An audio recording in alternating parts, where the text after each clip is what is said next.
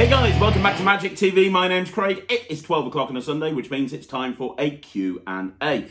This is where I take all the questions that you've asked over the course of the week and I try to answer them to the best of my ability. I love the Q&As, and I'm going to tell you right now, guys, the Q&As live and die by the questions that are being asked by you. So any questions, there is nothing ever that's off the table on a Q&A. If you've got a question for me, whatever it is, I will answer it.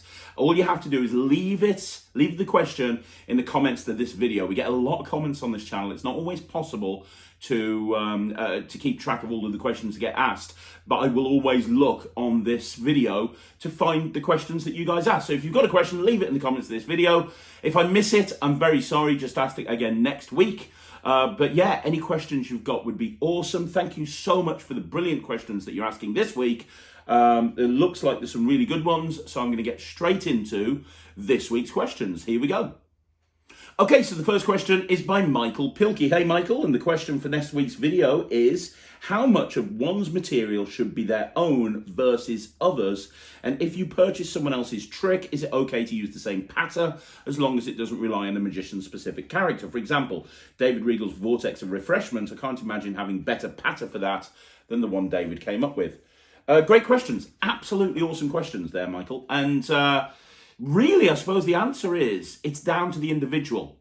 Let's be honest. If you are an amateur or a hobbyist, there's absolutely no problem performing other people's material. You don't need to perform your own material. It's not like you're going to be performing to your friends down the pub and they're going to go, well, excuse me, Michael, I think you'll find that that was originally published in 1949 in Abra magazine, and I think you should have given true credit at the beginning when you started that. That's never going to happen. So if you're performing to friends and family, do whatever you want to. You know, the whole point about magic is it's fun. Creators like myself and others, they release magic. And honestly, I can't speak for all creators, but from my own personal point of view, I get a massive kick when I hear that people are using my tricks, because that's what I want. The reason I'm releasing these magic tricks is because I want people to perform it.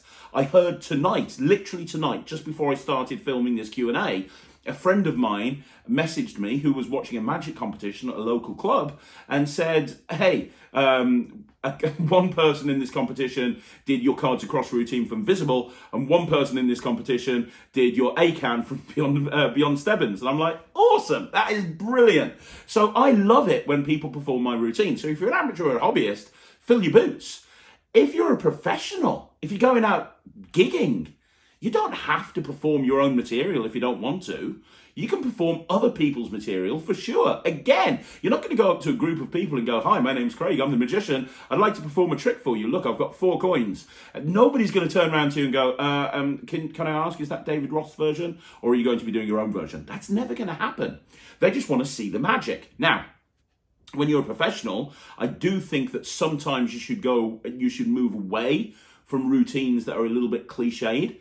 That everybody's doing. So, for example, I stopped doing Omnideck and I stopped doing Double Cross. And the reason I stopped doing those is not because I don't love them. I think they're both great tricks.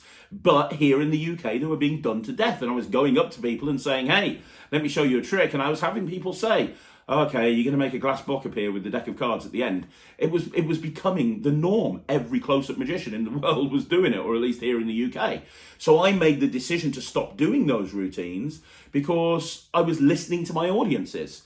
But when I go out and perform, I mean, I've talked to you about this. I perform a lot of other people's material. I perform my own material. I perform a lot of other people's material. Hell, my performance on stage when I do my cabaret show is probably 50% Scott Alexander. So it's not a problem performing other people's material versus your own.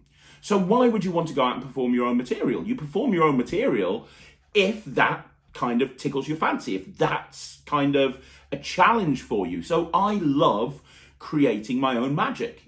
I love it. I love creating my own magic, my own routines, my own ideas. It's something I'm really passionate about. And when I release a product, I'm not going to release anything until it's been worked in for a long time in the real world. So I love performing my own magic because I love creating and I love sharing that with my audiences. But I could be a successful magician without ever performing one of my own creations. In terms of patter, you are right. Sometimes you buy a trick and the patter for that trick or the presentation for that trick is absolutely perfect, and it would be very difficult to deviate away from that. You use the example of Vortex and Refreshment, perfect example. I'll give you another example, Airtight by Jay Sankey, great trick. David Copperfield's done it. There's very few ways that you can actually present Airtight. A deck of cards is going into a balloon. I mean, you could talk about a few different concepts if you wanted to, but really, the way that Jay performs it is the best way to perform it. And you've got to think that if a creator has actually released this trick and shared their presentation with you, there's a very good chance that that's going to be the best presentation for that trick. Now, that doesn't mean you shouldn't change it over time. Again, using Scott Alexander as an example, I do Superfly, but I've changed the whole presentation around to fit my character. I've changed the delivery, I've changed the pace. And from a creative point of view, I enjoy changing around the presentation of someone's trick. You'll see a lot of the time in the review show, when I'm performing a trick or I'm talking about a trick that I'm reviewing, I'll say, hey, this is probably how I'm going to do it. And I like changing things around like that. And that's having just looked at it for a little while. So that's a long rambling answer to basically say, magic, whether you're a professional, you're a hobbyist, an amateur, or whatever, magic should be fun. Magic should be enjoyable. Not just for your audiences, but for you. Magic should be really fun, super enjoyable, right? And you perform whatever in a way that makes it most enjoyable for you. If you like creating your own magic and you like stamping your own presentation on routines, that's absolutely fine. But you don't need to do that if you don't want to. And like I said, there's some routines, not only, is it difficult to change the presentation, it's nigh on impossible. Look at, what's that Scott Alexander trick with drinking a shoe business 2 or something like that. It all works off a track that's played over the audio system. So how are you going to change the presentation for that? You're just listening to a track like Vanishing Bandana, update it. So there's certain things that you can't change, certain things that you can change. And a lot of the time, again, using Scott as an example, you're paying a lot of money because you're getting his presentation. Doesn't mean that you can't change it. So yeah, in answer to your question, how much one's material should be your own versus others, totally up to you. I've probably got a 70-30 split. 70% my own material, 30% others. Some people have got a 50-50. Some people have got 100% others material. Nothing wrong with that. Do whatever makes you happy. Okay, so L. Lebowitz says, love the idea of the podcast. I listen to podcasts while commuting in my car. Would be great to have additional content to listen to. Well, guys, I'm leaning really heavily into the podcast. Since filming the Q&A last Sunday, and I've been speaking to my team in the office, I am shocked by how popular the podcast is. Considering I haven't promoted it, I haven't talked about it, and I haven't, we promote Magic TV. We promote the YouTube channel quite a lot, right? Everybody knows about Magic TV. It's promoted quite a lot. We never talk about the podcast. I never talk about the podcast. We never email people about the podcast. And yet the figures are insane. We were looking at the figures. We were looking at the analytics. The Talk Magic podcast is in the top 25% of all podcasts in the world, which is ridiculous. So, exclusive here for you. Super exclusive. I'm going to be leaning slightly heavier in on the podcast. So, I'm going to try and upload 3 podcasts a week.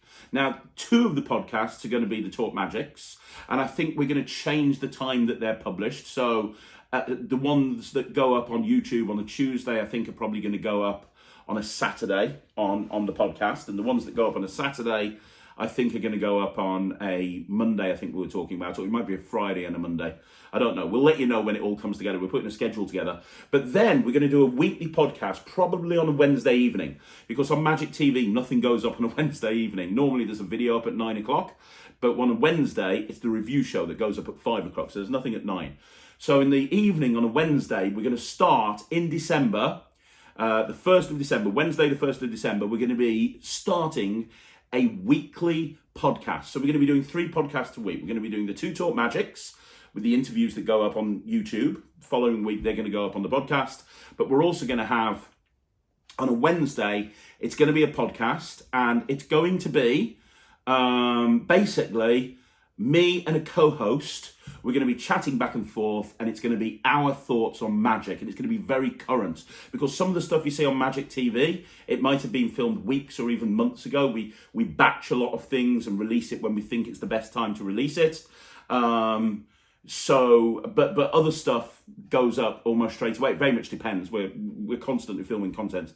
This is going to be filmed on the Friday for the Monday, so it's going to be very current. We're going to be talking about what's going on in Magic. We're going to be talking about what's happening within the industry. We're not going to do a rant, but it is going to be our total and utter thoughts on various different subjects to do with Magic. And it might be the state of Magic, it might be talking about tricks that have just come out, it might be whatever it might be. We're going to be doing that.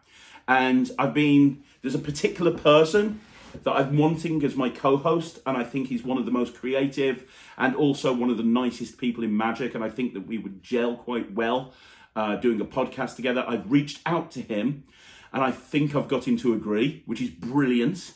I'm going to probably shoot myself in the foot now if he then changes his mind. But at the moment, as it stands, and I believe that he's going to do this, which is incredible, I'm going to be doing this podcast with Lloyd Barnes. And if you don't know Lloyd, he's part of the creative team at Murphy's Magic. He obviously just released Cognito. I personally think he's one of the best and most creative magicians on the planet. I love him dearly. He is incredible. He's the reason I'm doing stuff with Murphy's Magic right now, to be perfectly honest. And, you know, obviously he's got a wealth of experience with Enigma and with Illusionist, and he knows everybody. Like, he knows everybody. I'll ring him up and he's like, yeah, I've got to call you back in 5 minutes. I'm just on the phone to Dynamo or something like that. So he's the perfect person to do this podcast with.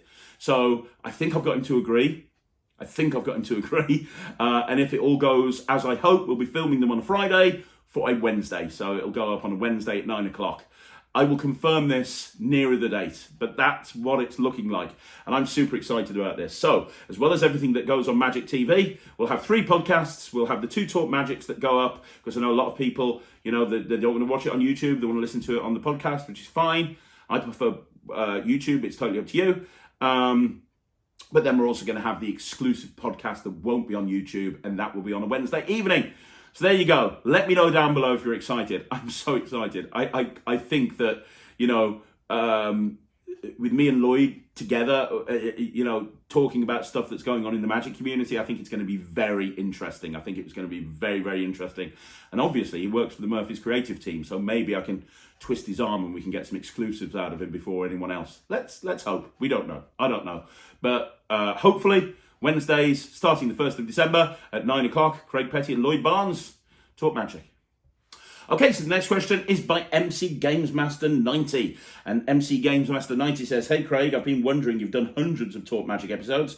Has there been someone you were really nervous to interview? Maybe somebody you really admired? Looking forward to finding out. Hell yes, there were. There's been a couple of people that I've been really nervous about interviewing, just because I have so much respect for them. And I was like, oh my gosh, I really hope I don't stuff this up. Off the top of my head, names that I was really nervous about. Greg Wilson. I've been a massive Greg Wilson fan for a long time. I was very, very nervous going into the Greg Wilson interview. I was like, oh my gosh, you know, this guy's been interviewed to death. I hope I don't mess it up, blah, blah, blah, blah, blah. David Regal was one I was very nervous about. Dan Harlan was one very nervous about. Scott Alexander, I'm a total Scott Alexander fanboy. I was so nervous about Scott Alexander, more than you could possibly realise. And Mike Close, I was probably, Sean Farquhar as well, I think I said that. Sean was a legend, and he was probably the first person I was nervous about. But Mike Close is probably the person I was most nervous about. Because let's be honest, Mike Close is, you know, I grew up reading the Workers series. This is a guy that reviews products. This is a guy who knows everything. He's been part of Penn and Teller Fool from the beginning. He knows everything. He sees everything. And I was like, oh my God, I'm so nervous. I'm so nervous. And John Bannon was a nervous one because he never does interviews. I was like, somehow I find myself in a position where I was interviewing John Bannon. I was like, oh my gosh. So yeah, I've been nervous with a few of them.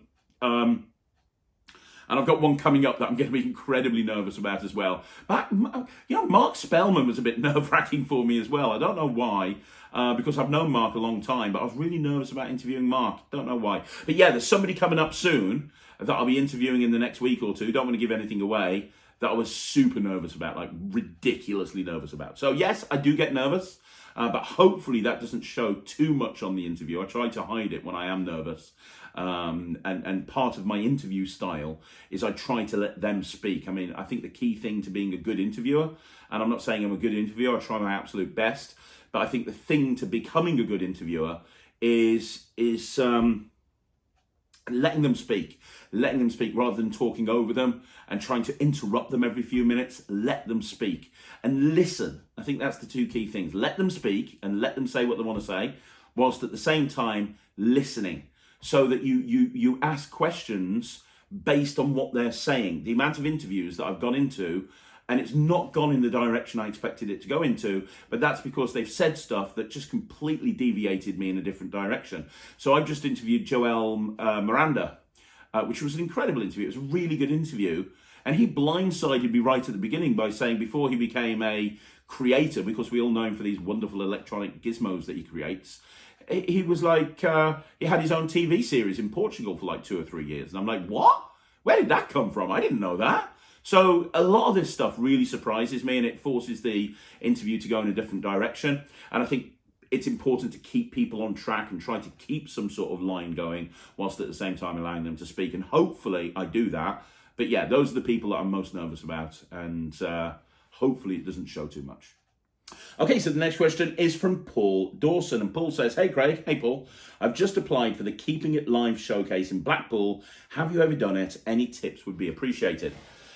Cool, man. Cool beans. For those people that don't know what a showcase is, and I'm assuming you get the same sort of thing in America, a showcase is an event which is attended by entertainment agencies, corporate bookers, holiday park agencies, people that book shows for ships, whatever it may be, depending on the size of the showcase, depends on the amount of people that are in the audience.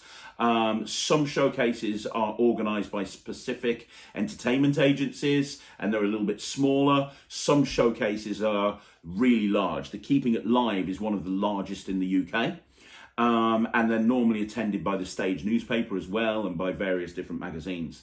And the whole idea of going to a showcase is to try and get your act in front of as many people as possible and let them see that you've got a really unique, cool act that they should book for their event, or, they should offer you a series of bookings for whatever it may be. That's what a showcase is. It's a viable way to get work.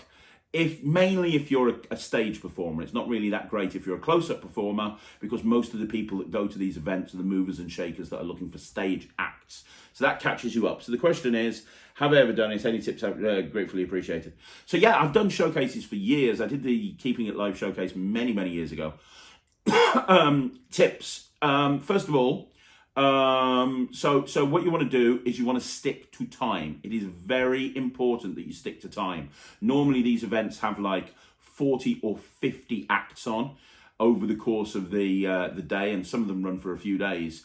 And there's a stage manager that's making sure that everything is running to time. You don't want to overrun. It's going to annoy everybody. It's going to annoy the people who are organising it, and it's going to annoy the people that are sitting there watching you as well. That's the first thing. The second thing is, don't expect the audience to go super mega crazy mental. Even if you've got the sort of act where people do go, whoa, yeah, you're probably not going to get it as a showcase, especially something like Keeping It Live. And the reason is, these people that are sitting here, they have probably been doing this job for years. They've been going to showcases like this for years. They probably attend 10, 15, 20, 25 showcases every year. They see so many acts. Their job is to book acts and find new acts. So a lot of the time, if they're sitting there, they're not reacting, it doesn't mean that they're not enjoying your act. They might be taking notes or something like that. Don't let the fact that you're not getting the normal reactions that you would normally get throw you. Okay, that's really important. The other thing that I would suggest is I'm not going to say do something completely unique, but it is important to do something to stand out. Again, you're probably going to be on the bill with a few other magicians over the space of a few days. You're probably going to be on the bill. And as I say, these people that are watching you, they've probably been to so many showcases now and seen so many magic acts. If you go out and do Vanishing Bandana, and you know what, I've got no problem with Vanishing Bandana. I know a lot of people go, oh, Vanishing Bandana, you should never do that. I've got no problem with it. It's a classic for a reason. It works. But I guarantee you the people in the audiences of these showcases have seen Vanishing Bandana done to death. And it's done in exactly the same way because it's very difficult to deviate from it because there's only a certain way that you can do Vanishing Bandana. You want to go out and do something as unique as possible, whether that be the selection of material or that be the way that you present it. So, for example, back in the day, when I used to do an illusion act with Russell Leeds and Anna Leeds before they went their separate way and I kind of went my separate way, we had this heads off act, which I think I've shown you before on the channel. And it was a standard heads off, but the concept behind it was done in a very Morecambe and Wise style presentational sort of way, so that you know the illusions happening behind me, and we incorporated the vanishing radio into it, and it was always a well received act. We did that on the showcase, and when we did it, we got a lot of work off the back of it because although they'd probably seen heads off before, they hadn't seen it done in that way. And it really put across what's different to us as an act. And at the time, what was different to us is that there were 3 people, there were 2 male leads, we bounced off each other quite well, and the illusions were presented in a very quirky, kind of off-the-wall style, and that act that we put together really kind of put that across. So try and make something unique and try and think what other magicians would be doing and make sure that you avoid doing that stuff. What else can I say? You want to try and, it's a very short set that you're going to have. I think you have, like, depending on the showcase, I think it's like 5 to 10 minutes. Some showcases are 5 minutes, some are 7, some are 8, some are 10. So you have to be very, very concise. Don't go out and do like a 10-minute story routine unless it's absolutely going to blow people away. You know, you want to try and fit a lot in and let them see what's unique about you. Have a nice strong opener that's quick, that gets people on style. Have it run through to a natural, really high impact close. All of this stuff is very, very important. You want to come across as really slick. So make sure that you've got all of your props in place and you know where everything is and you're not fumbling on stage. All of this stuff is very important. Audience participation is fine, but understand that they're not the sort of audience that wants to come up and help you. They will do, but if your act relies on having somebody up on stage and interacting with them and getting comedy out of that, sometimes you can have a bit of a struggle at a showcase because the person that you come up on stage might not even want to be there. They'd rather be down there making notes on the different acts. So all of that stuff is really important. I think the most important thing is make sure you go in with a well-rehearsed set. Don't just say, right, I've got a 50-minute stage show, I'm going to do that, that, and that, because that might not work. Create a showcase act that showcases you and your act to the best of your ability. And yeah, go in there, have fun, and don't be a diva. Go in there, don't be a diva. Make sure that everybody enjoys working with you, whether that be the sound technician, whether that be the stage guy, whether that be the booker. Everybody, just be the perfect person to work with. Because, you know, I've seen acts that have been hired that may not necessarily be the best act, but they were definitely the best and nicest people to work with. So that's a factor as well. But yeah, have fun and don't be disheartened if it doesn't lead to anything. I've done showcases that's led to nothing, and I've travelled halfway around the UK to do a showcase that led to absolutely nothing. Don't do that. Make sure that if you're doing a showcase, you know, you want to understand it's a numbers game. Sometimes it won't lead to anything. Doesn't mean that you give up. You just you get up, you dust yourself off, and you try again. Okay, so the next question is by Warren Treadaway. How you doing, Warren? And the question is, hi, Craig. Great show as always. Thank you very much, Warren. My question is, you reviewed quite a few wallets and given them good reviews. My question is, which wallet do you actually use as your everyday wallet, and which wallet do you use the most for gigs? The answer to this is going to change. If you'd asked me this a week ago, it would have been a very different answer to what I'm going to give you now. The answer I'm going to give you now is, the answer a week ago would have been, my everyday carry wallet is the Shadow wallet. My wallet that I use at gigs is the Nexus wallet. And I still believe in the Shadow wallet. I still believe in the Nexus wallet. I also have used the Jameson wallet by Alakazam as my everyday wallet. I switched from Shadow to Jameson for a while because there's a lot of space to carry stuff, which I thought was really good. There's a lot of credit card slots, which really helped with a lot of stuff that I do, because I put a lot of stuff into my everyday wallet and into my Magic wallet. And those are the three that I've kind of gone back and forth with. I've got my hands on a new wallet that's coming out either at the beginning of 2022 or the end of 2021, and it's by Louis Lavelle and the 1914. I can't really say anything about it, but the features that are built into this wallet are exceptional. There's something that they've built into this wallet that I have never seen on any wallet ever. And Dee showed it me a little while ago, not too long ago now. He showed it me. Lewis and Dee showed it me, and they went, "Look, here's this wallet. Have a look at this." And Lewis, being Lewis, who's very mystical and he had a whole bunch of really cool mentalism stuff with it, which blew me away. And it was originally designed as a mentalism wallet, but it's also got a card to wallet function built into it. And Dee and Lewis were saying to me, "Yeah, we've got a whole bunch of mentalism routines." And I said, "But there's so many things you could do with this as a magician from a magical point of view that I can think of just one thing right now." And I pointed out that they could do a no palm card to wallet with this wallet that's never been done before, like completely different to any other no palm card to wallet. It's not like a Mullica wallet. It's not like anything like that. Completely different. And I pointed this out to them, and they were like, "That's really cool." So I then took the wallet, and I've been working it at gigs. I've even mentioned it on my Instagram page, I believe, Magic TV's Instagram page. I've been working with this wallet for a little while now, and I've been sitting here obsessing over creating routines. And I was actually chatting to Dee earlier on this evening. I was like, "Dude, I can't stop creating routines with this wallet. I've got like 9 or 10 really killer routines." And he's like, "Show me some." And I was like, "Okay, have a look at this." And he was like, "Wow. Like, I've got a routine, right? Genuinely, this is the ad copy. This is the ad copy, right? I love stuff like this. I bring my wallet out, I put it on the table, and I say, there's a card inside that wallet. There's a card inside that wallet. I want you to name any card. No force. Absolutely no force. Any card." And then when they open the wallet, it's that signed card. It's that card. It's not signed card, sorry. It's that card that they've named. I mean, there's so much you can do with this wallet. There is so much you can do with this wallet. So I believe, and I may be jumping the gun here, but I don't think I am.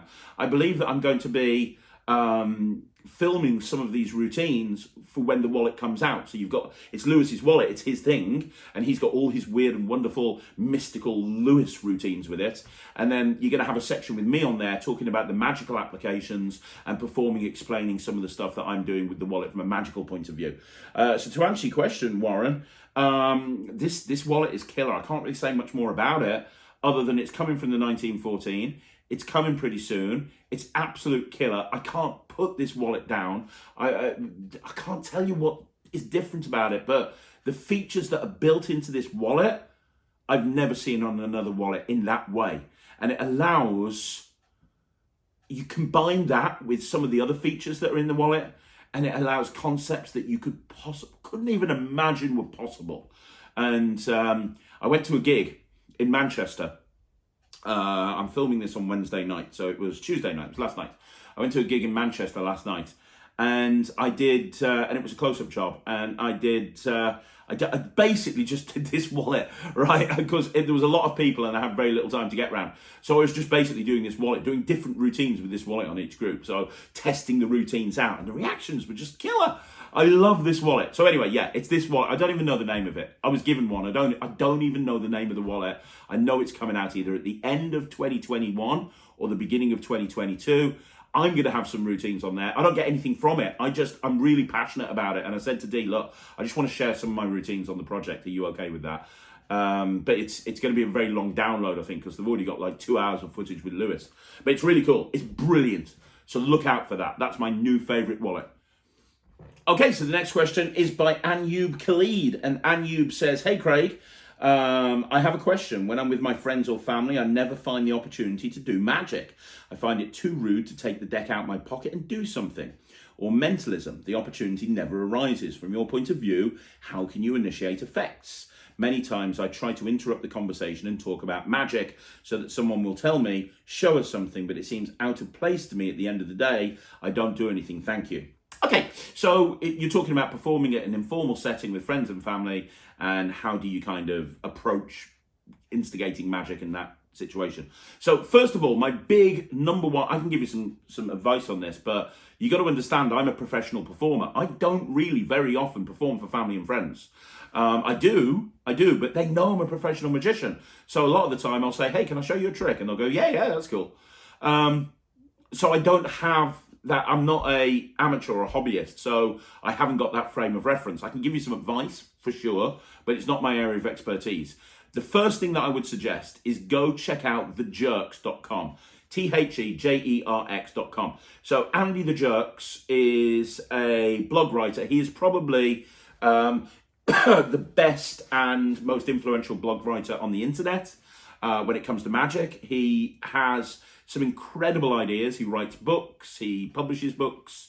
He was around many, many years ago, disappeared, and then came back, and he came back with a vengeance. And his blog is written almost exclusively for presenting ideas and concepts if you are a amateur and you're performing in a kind of a very informal situation, and he'll come up with stuff that would never work in a gigging situation. Like, he'll have some routines that take place over the course of a year before they, and I read him quite regularly, and he can be quite controversial, but and I'm fairly sure he doesn't like me. I don't know, he probably doesn't care about me, but I've seen posts in the past where he's kind of not really too keen on me. I freaking love this guy. I think he's great. I got something that I looked at recently, which was really good, was, and I think he published this a few days ago, was he was talking about a coin vanish, and he was talking about vanishing a coin and how you actually make the vanish of a coin interesting. And he was talking about this whole thing about how I can't spend money anymore because every time I only carry credit cards around with me because I can't spend money anymore. And it's just a brilliant presentational hook that would never work in a gigging situation. It's too long and drawn out. But in the situation he was talking about, it's genius, absolutely genius. And he has tons of stuff like that, and a massive back catalogue of blogs. You'll go on there and you'll binge the whole thing. So the first and biggest piece of advice I'll give you is go check out the Jerks, Andy the Jerks. The next piece of advice I would give you is try to instigate a routine into the natural flow of conversation. So, for example, if somebody starts talking about newspapers, or the news, for example, which is something that people talk about all the time, you could say, talking about newspapers, does anybody here ever read the astrology in the back? Do you read your horoscope? And is that something that you believe in or not? Because frankly, I think it's rubbish. And then you're into the hook, which will allow you to go into cognito, because then you can say, well, you know what, I've been testing these things out, and I found some things on the internet, and boom, boom, boom, you're into cognito. So that's an example, listening to the conversation that's taking place and presenting a trick that works within the context of that conversation, right? And I can't tell you how to do that because I don't know the tricks you do. I don't know your repertoire. I don't know your social circle, but that's one thing that you could do for sure. The second thing that you could do is you could just bring it up and say, hey guys, I do magic tricks. I'm working on this new trick at the moment. Is it okay if I show you? I'd love to know what you guys think. because that's something that's very common. It's a very common thing for somebody to do, not just in magic, but everything. If you're with a group of friends and you're working on something, hey, let me show you this. I want to know what you think of it. And I do that quite a lot, to be honest. When I'm working on something, that is a time that I'll go to friends and family before I take it out into a gigging situation. I'll say, let me show you this. I want to know what you think. Be honest. I'd love to know what you think of this. Do you like it? Do you not like it? So that's an option as well. And I think just be proud of the fact that you do magic, and it's a hobby or it's a skill that you really enjoy doing, and just don't be afraid to show people. You don't want to force it down their throat all of the time, but say, hey guys, I'd love to show you a trick. Would you like to see a trick? And just show them a trick. And as I say, if you're a little bit shy on that side of things, try and incorporate it presentationally into the, so if you're doing something, let's say you're in a coffee shop, so that sugar cube thing by Luke Ozzy from Ozzy Fans is a great example. If you're at a coffee shop and you're with friends, you can just you can pick up one of the coffee things and say, hey, let me show you something, look, and make a sugar cube. You can do that for sure, really, really easily.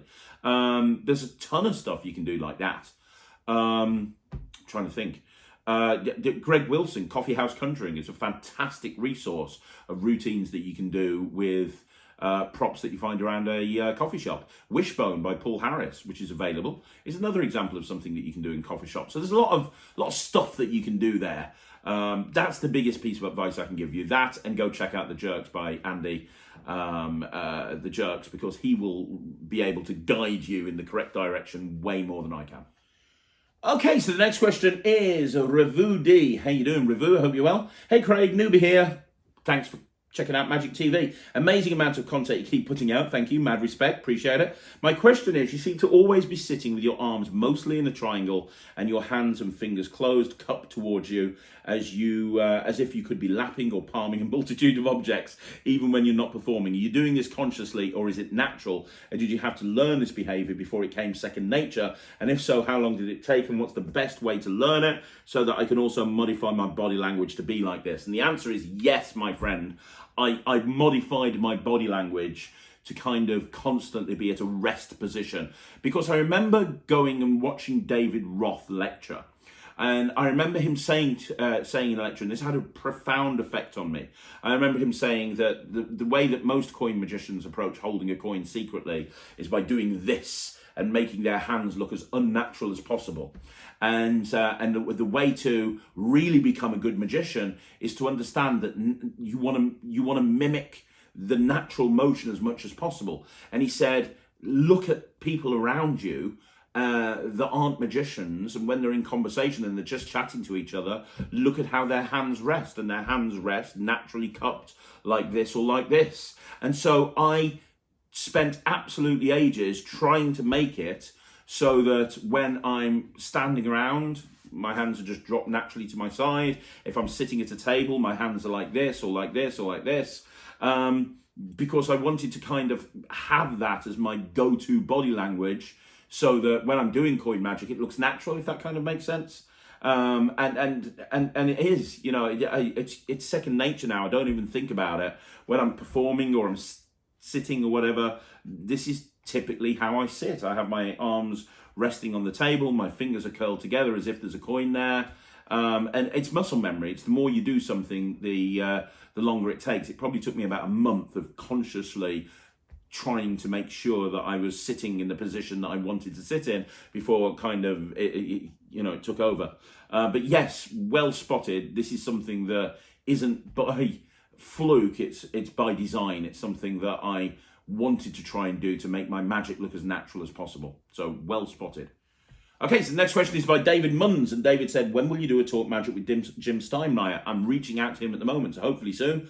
Also, why don't you do book reviews? Magic Orthodoxy does one every Friday. Well, if Dave from Magic Orthodoxy does one, I don't need to. No, in all honesty, the reason I don't, I do. I've reviewed a ton of books, but I very much take the reviews on a week-by-week basis And you got to remember, I do a ton of reviews. We do 4 or 5 on a Wednesday. Then I'll typically do 1 or 2 on a 5x5. And then on the review show special, I'll do maybe 3 or 4 or 5. And when I'm reviewing a product, I want to be very thorough about it. I've already talked on this channel, as much as I love Dave from Magic Orthodoxy, and I think he's the perfect example, the quintessential example of an amazing reviewer. But my style is very different. I perform everything I review.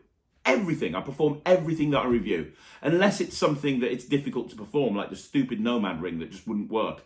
I perform everything that I review. So because I perform everything that I review, it takes time. And I want to be very thorough. So if I'm going to review a book, I'm going to read that blooming thing from cover to cover. So I've currently got 3 or 4 books that I'm in the middle of reading, but I'm not going to review them until I've finished reading them. And you have to understand, I run 4 companies. I perform full time. I travel around the UK. I produce 26 videos a week. I'm now committed to doing a podcast every single week. I'm setting up Netrix. I'm creating magic with various different magic dealers.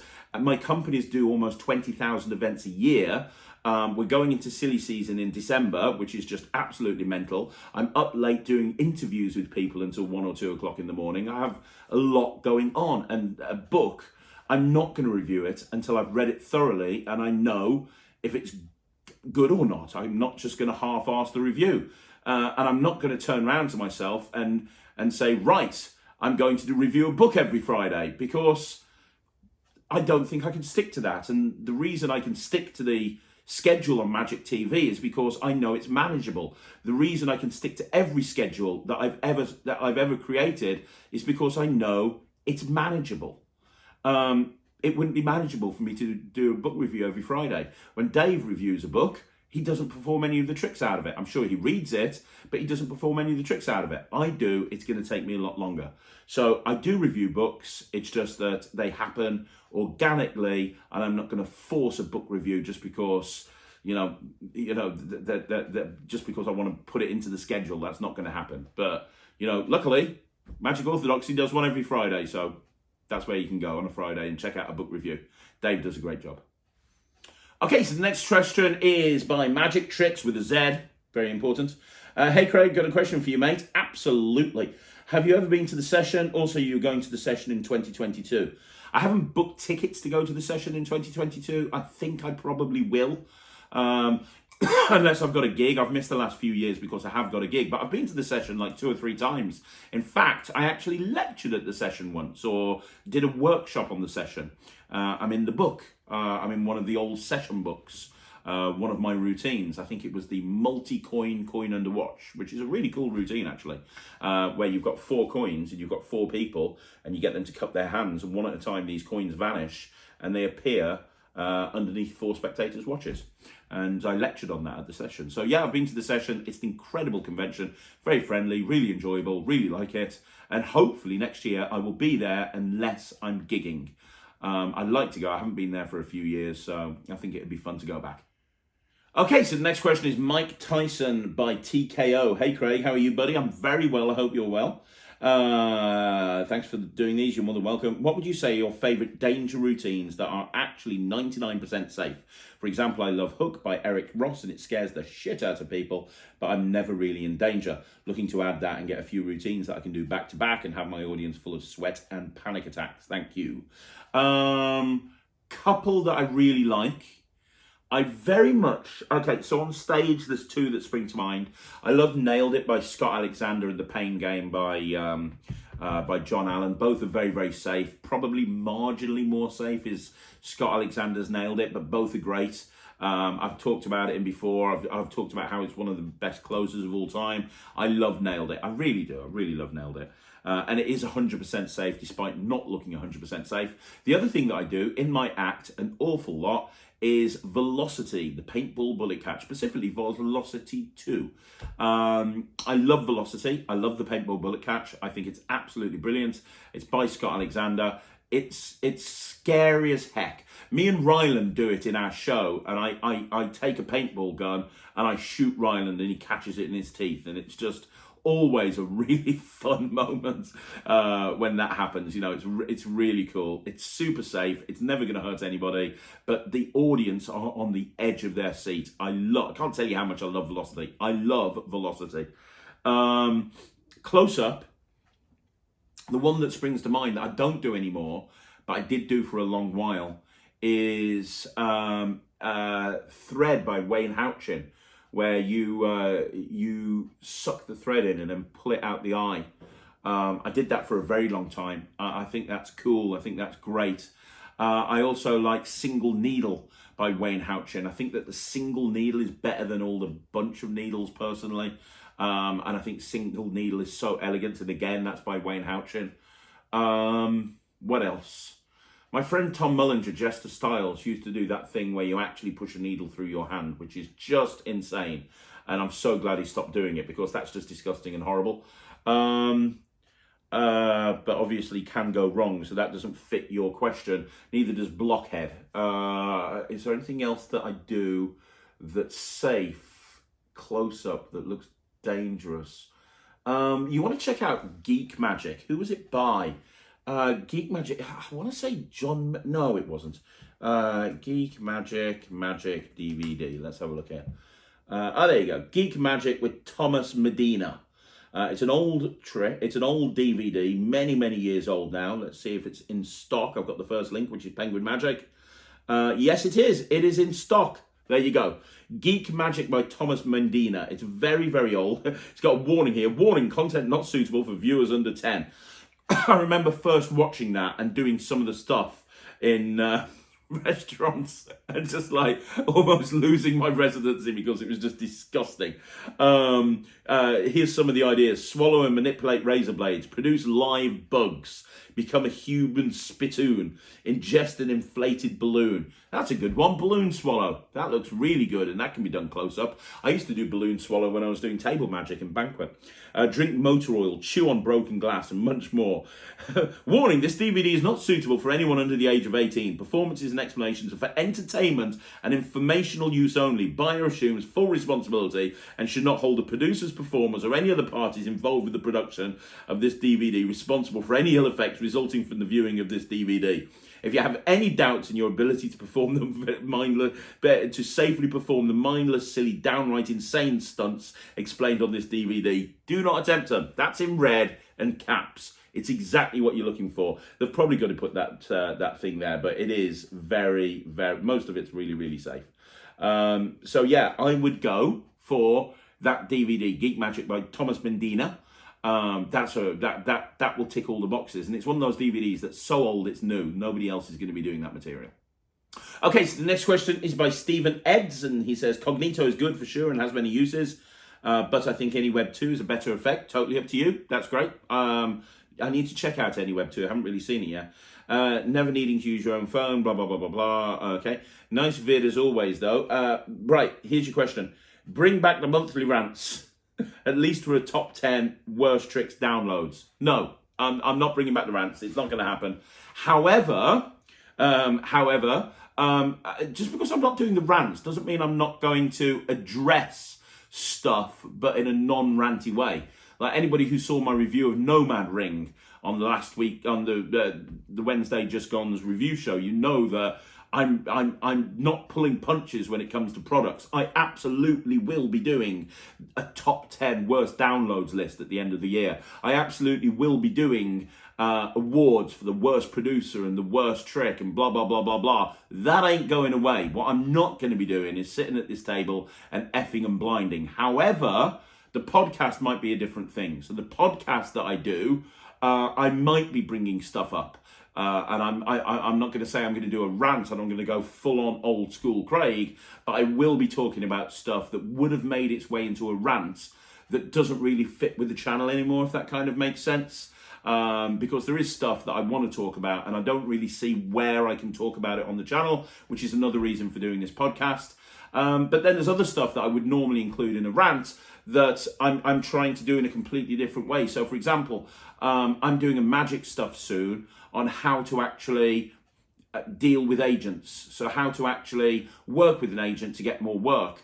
And that's come about from somebody who worked in my entertainment agency that absolutely, completely, and royally screwed me over. And I'm going to talk about what they did, and I'm going to talk about how that is precisely the wrong thing to do if you're wanting to get work from an agent. So that's something that I would normally do in a rant, that I'm trying to do in a more positive way by giving people advice and using the subject matter to kind of go in a different direction, if that makes sense. But no, the rants aren't coming back. No, I'm not going to hold any punches. Yes, I will be talking about some of this stuff on the podcast, and I hope that answers your question. Okay, so the next question is from Tom Marquette, and Tom says, have you seen the David Copperfield interview with Vanishing Ink? Dave said he thinks that invisible decks are great. Have you sent him your deck? No, I haven't. Haven't seen the interview. Would love to see it. Didn't know it was on there. And no, I haven't sent him my deck. I'm sure he has absolutely no clue who I am. I am like the buzzing of a fly to him. I'm sure he has no idea who I am. But you know what? I'll send him visible. Maybe he can start using an invisible deck in a way that's more that's more creative, because David Copperfield's not creative. He's not a creative guy at all. He just goes out and does the same thing.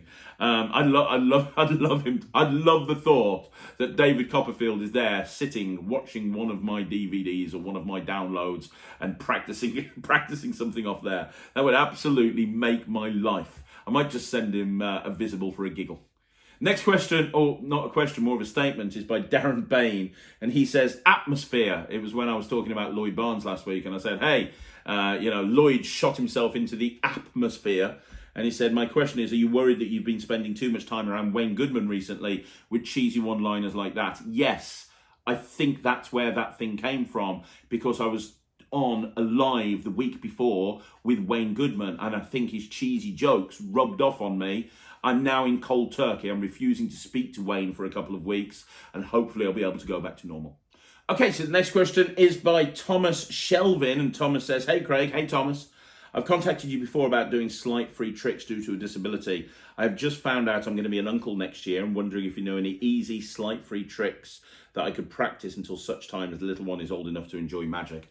I'm going to give you the same answer that I give everybody when I get this question, which is Wayne Dobson, Wayne Dobson, Wayne Dobson, Wayne Dobson. Just Wayne Dobson. A lot of Wayne's material is so incredibly easy. Look at his Look No Hands booklet and DVD. He's got some incredible stuff where you don't even touch the deck or you touch the prop that you're using. And it's just killer. It's killer. So, yes, there's that. Also, the other person that I would recommend that you look at, and they've only just recently dropped on my radar, is Neo Magic. Vinny Sagoo, Neo Magic. Now, as luck should have it, at 9 o'clock tonight, I'm doing a review show special on Neo Magic. And I was really surprised because I've never heard of Neo Magic before. Kind of knew about them a little bit, but didn't really know any of their products. And I did an interview with Vinny, which is going up soon. And I ordered some of his stuff. And damn, it's good. And it's all so easy. Like there's this thing called Connected that you have a credit card in your wallet. You give them this little credit card thing and you can do some killer mind reading. Everything that I review on the review show special tonight is completely self-working. It's from Neo Magic. You can't get it anywhere else. Vinny doesn't put his stuff in Murphy's or anything like that, so you can't get it anywhere else. But it's really killer stuff. It's really killer material. So go check out some stuff from Neo Magic. Check out the review show special tonight at 9 o'clock. It's all completely self-working. And then after that, go check out anything from Dietrich's, Wayne Dobson, Mike Sullivan. They'll look after you. The Call especially is really good. So the next question is John Parker, and John says, how challenging would you say it is to make a career in magic? It can be challenging. You know, if it's my business coach, one of them, I've got 4. My business coach used to say to me, or still does, if it was easy, everybody would be doing it. So if you could just literally walk into magic and make a really successful career for yourself overnight, everybody would be doing it. The thing that makes a career in magic challenging is the fact that it's not about the magic. When magic becomes your income, it doesn't become about the magic anymore. It now becomes about the business side of things. You have to learn about marketing, sales, admin, bookkeeping, accounting, web design, SEO, Google Analytics, Google Search, spreadsheets, email marketing, after sales, customer journey, customer care, phone technique. The list goes on and on and on. All of this stuff that you need to learn because you're in essence running a business. And when you are a self-employed magician, you are running a business.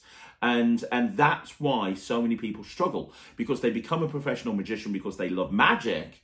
And in order to be a successful professional magician, unless you're lucky enough to get yourself into a situation where you've got a manager who manages your entire life for you and does everything, unless that happens, you've got to learn about the business side of things. And you'll probably spend 80% of your life running the business side of things and 20% doing the magic.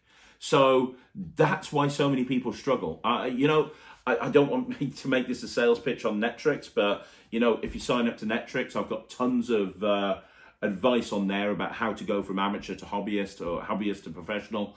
And there's tons of information on there and what you need to do to set up a business and run a business and so on and so forth. So there's a lot of information in there that's on Netflix when it launches, as well as a stack of tricks.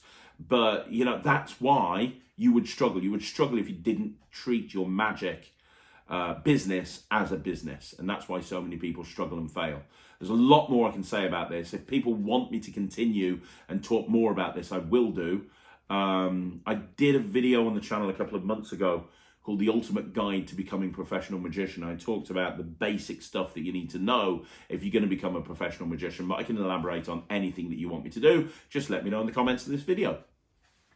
Okay, so the next question is by Horace Hernandez, and Horace says, "Hey Craig, since you're a coin guy, I've been wanting to upgrade my coin gaffs for quite a while, specifically my flipper. I recently bought Bob Swaddling's Next Generation flipper and now considering buying either the Triception coin set by Bob Swaddling or the OXF coin set by Schoolcraft. If you could possibly tell me what the differences between these two flippers are, and is the OXF's coin set worth a huge price jump? Would greatly appreciate it. Keep up the great videos." My favourite is Schoolcraft. I love Schoolcraft. For sure, Bob Swaddling, Stroke, Mark Mason's coins are great. Their flippers are really good. I love their internal band system. My favourite's Schoolcraft. I've got a place in my heart for Jamie Schoolcraft. A lot of my gaffs are by Jamie Schoolcraft. I love the OXF. It's a really nice set. It's basically a flipper that magnetically sticks to a shell. And it's a gravity flipper in a shell, and it's an Eric Jones concept, and it's great. You can do a whole bunch of routines with it. Having the ability to have a flipper in a shell is something that I talked about in my very first DVD, Flipped Out, and I presented a lot of routines with it back then. It's great. It's absolutely awesome, and it's well worth delving into that sort of stuff. But I don't want to take anything away from Triception. Triception's really good as well. It's very different. Mark's routines on Triception are very different to what you're getting with OXF, or what you can do with OXF, because they are two different gaffs, really, so to speak. If I was going to only pick one, I'd pick OXF. But that's not to take away from Mark's stuff, because Mark's coins are amazing. And I've got a ton of Mark's coins, and every time I see him at a convention, I buy more. But the Jamie's coins are just, wow, beautiful. And the final question is by my favourite YouTuber, or one of my favourite YouTubers, Tyler Lunsford Magic. I can't believe I've got the Tyler Lunsford here commenting on my channel. I am so excited. I'm fanboying right now. Tyler, hey Craig. You've touched on this in the past, especially dealing with content creation. My question is, do you ever run into creator burnout, and how do you deal with it? How does one avoid it? This year I've been struggling a lot with it as far as my magic and reviewing magic goes. I was curious if you had any tips to bounce back from it. Keep up the great work that you do. Thanks, dude. Thank you. I really appreciate that, Tyler. Here's the thing. Creative burnout is a thing that can happen to anybody. And really, if you're not enjoying something, don't do it. You've only got one shot at life, which sounds ridiculous, but you've only got one shot. This isn't a trial run. It's not where you're going to die someday when you're 150 or whatever it is, and then they go, right, okay, right, that was the trial run. Now we're going to do it for real. Reboot, respawn, whatever it is. No one's going to do that. This is it. So you don't want to look back at your life and go, oh, I spent so much time doing this and I didn't really enjoy this. So if you're not enjoying something, don't do it. It's why I stepped away from the magic community, because I really wasn't enjoying being a part of the magic community. Even though I love magic, I kind of looked at my life at the time, and I looked at everything I enjoyed and everything I didn't enjoy. And really what I enjoyed about magic was learning new tricks and performing to people. What I didn't enjoy at the time was hanging out with magicians, going to conventions, going to dealer days, going to anything like that. I didn't enjoy any of that. Hanging out on magicians forums, just having anything to do with magicians. I just didn't enjoy it. It wasn't something. In fact, not only did I not enjoy it, it filled me with dread. So I that's why I walked away. Well, there are a million reasons why I walked away, but that was a big reason why I walked away, because I just wanted to focus on what I enjoyed doing, especially as I was about to have a child who turned out to be Ryland. And the reason I came back to Magic and I started producing all of this content and setting up Magic TV is because of Ryland. I can't get bored of Magic because Ry is obsessed with it. He's obsessed with Magic, like 24/7. Like, he'll wake me up in the morning and he'll go, hey, pick a card, I've been working on a new trick. And then I'll come down and he'll have playing cards while I'm eating breakfast, and then just magic everywhere, all the time, constantly. I couldn't get bored with it because I love my son and my daughter, and I love hanging out with my son. I love doing magic, and I see the fact that me talking to him about magic gives him so much joy. You know, we went to the London Magic Convention, which was amazing, by the way. Preston and Andy Nyman, my virtual hat is off to you. It was incredible. And when I was there, I was just watching him, and he hung out with Killian, who's another kid magician, and Jasper Cherry, who's an incredible finalist of BGT, and all these people. And I was watching him, and he was just running over, and he was just showing magic to everybody. He was sessioning, and I was outside. Well, not outside. There's this little seating area where people were sitting, and I was there. And Ryland had been in the corner with Killian, and there were these 4 guys there, and Ryland just came over and he was like, hey guys, you want to see a trick? And they didn't know who he was. He didn't know who they were. And he was just like, hey guys, want to see a trick? And he had his backpack and he reached in and he pulled out a couple of tricks and he just started performing magic to him. And you could see his eyes light up. And that's what I love about magic. That's why I can't see myself anytime soon burning out again, because I'm loving what I'm doing. I'm loving creating magic. I'm loving sharing it with everybody. I'm loving doing these videos, which is a labor of love and a passion project for sure. I love all of this stuff. I love hanging out magicians. I love talking about magic. I love all of it. I love all of it, right? But if I stopped enjoying it, I would walk away again, because life is too short to do something you don't like doing. So you're going to ask yourself a question. How important is whatever it may be, the reviewing magic or the content creation, or whatever it may be? How important is that to you? How big a part of your life is that? If it's a huge part, then you have 2 options. The first option is find a way to fall back in love with it again, find a way to make reviewing magic fun, or stop and walk away and don't. But, you know, if you continue to try and do something while the passion isn't there, that will shine through to everybody who's watching you, and that's never good. I think that everybody who watches me do these videos can tell that I'm being sincere and I love what I'm doing. I don't know how long this Q&A has gone on for. It feels like forever. But you know, that's the perfect example. I've sat here for God knows how long now, talking about magic. And then I'm going to go and edit this video, and it's probably going to be the middle of the night. But I enjoy doing it. I love this process. It's fun. So, and you know, reviewing magic. I enjoy reviewing magic. I enjoy looking at new tricks. I don't enjoy rubbish tricks, but I do enjoy reviewing them and telling people that I don't enjoy them.